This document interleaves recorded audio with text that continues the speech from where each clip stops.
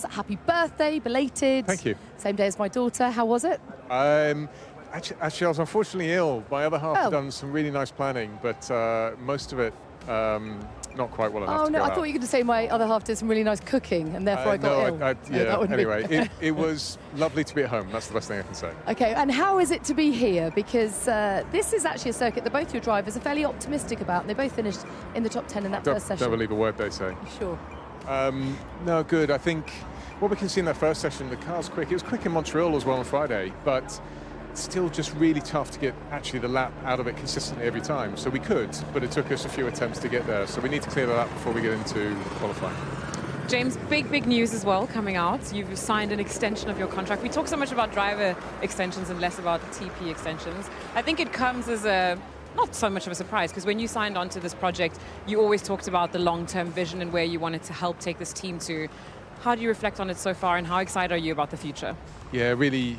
So I feel at home here. This feels like it was made to be, and we gel really well. I'm so incredibly fortunate with Dalton and our board. We talk, today we've spoken twice already, for example. It's not a normal board in that regard. We're very interactive and close. And the first few years are really making sure that each other is the right fit for this to be in the long term. We've now, I think, shown the world that we can do some basics right, which is where we are now. Now it's a bid to properly build this into a championship-winning team, and that'll take some time. And this commitment to each other is a serious commitment towards that goal. And I couldn't be happier. This Williams feels like if this is where I spend the remainder of my career, it would have been a very good amount of and a well-spent amount of time here. Have you got two separate deals for Jimmy V, the showman, and That's James right. Vowles, the engineer to TP? I should have split it, but I think my showman promotional contract will probably be £1, so probably not in that circumstance. But in all seriousness, when you're talking about it's going to take a longer time, there's a big reset coming in 2026. You've obviously publicly talked about your focus as a team is on 26. You should have the power unit to have, if you believe the rumors here. So, can you realistically expect to be challenging podiums? Is there another step in this journey from going from, best to the rest, shall we say P5, 6, into that top 4? So we are still today still fixing what I think are foundational issues within our organisation. They're being fixed. It's not that they're remaining static, and there's change afoot. But I know what we're fighting against down the road, and it's a giant, and we're not there yet in terms of that capability. And so the reason why I'm answering this way is, what I could happily do is look you in the eye and say, we're not going to go backwards in this championship, we're going to keep progressing forwards. Whether that ends up with podiums or otherwise is so hard to predict at the moment, because we really are fighting McLaren, now looking as though they're into the second championship. Mercedes, who have a number of championships behind them, and their strengths that it's hard to see how we're going to catch quite up to that in 26, because there's still some infrastructure and facilities that really aren't in where we need them to be. But watch this space, it's on the right path. Let's talk a bit more about your drivers. So we've got Alex in 8th on 42 and Carlos in 13th on 13. It feels a little bit like Carlos is treading water. He hasn't quite had that turning point in his season just yet. Is that just around the corner for him? How do you see that going? Yeah, I see it the same way you do, which is, I think certainly the first 7 races almost, there was just elements. Almost first time you're together at a street track, that's a learning. First time you're together with your high downforce ring, that was a learning. First time together with a low downforce ring, learning as well. And we're kind of through that now. And you're in a situation where he's getting up to speed very quickly in the weekend. You saw again today, there's milliseconds separating the two of them. So I think we're through that learning period. If I go through Montreal, without putting too fine a point on it, we screwed ourselves. We had our bodywork blowing up, which caused a red flag, and Carlos was on a very fast lap at that time. Following that, he was then behind Hajar. So we haven't seen what he could achieve, apart from he managed to fight back to a point last race.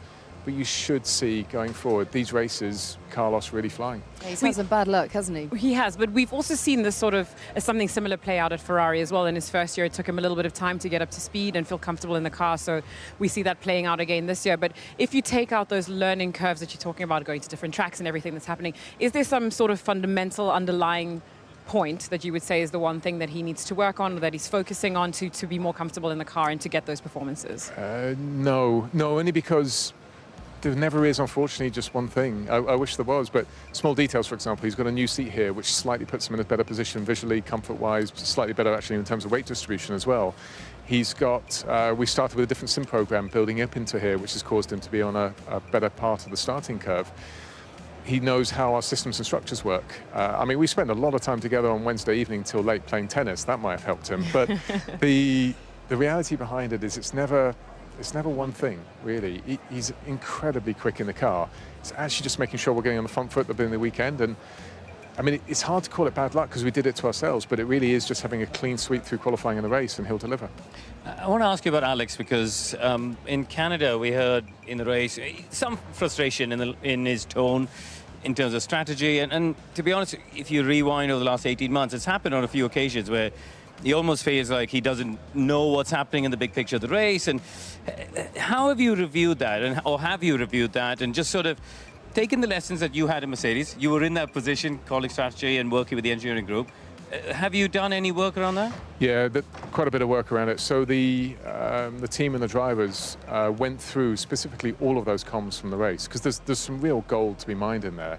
And if you just mute down all the other channels, but just leave the Alex channel up, you might as well go get a coffee and come back. There's not a lot of comms that goes to him. And what's really interesting is there's plenty going on underneath of Alex just needs to know this. And the information, I spoke to Alex afterwards, if we just said to you, the hard tire's looking really good, very low degradation, probably we'll go to the end, you would have realized where we're going with things. But that information never went through. And it's never one thing. It's making sure you calm all of the structures down to actually make sure the driver, who's all alone out there, has provided the right information. So my reassurance to everyone is, it's on both sides, by the way. I wouldn't just say it's with Alex. I would say Carlos is better perhaps at containing his frustration, but we can be so much better at working as a unit. And that's really, across the next 13 races, that's the task of this team. It's a lonely existence being a driver out on track, I tell you. You don't know the big picture. It really is, sometimes. Yeah, absolutely.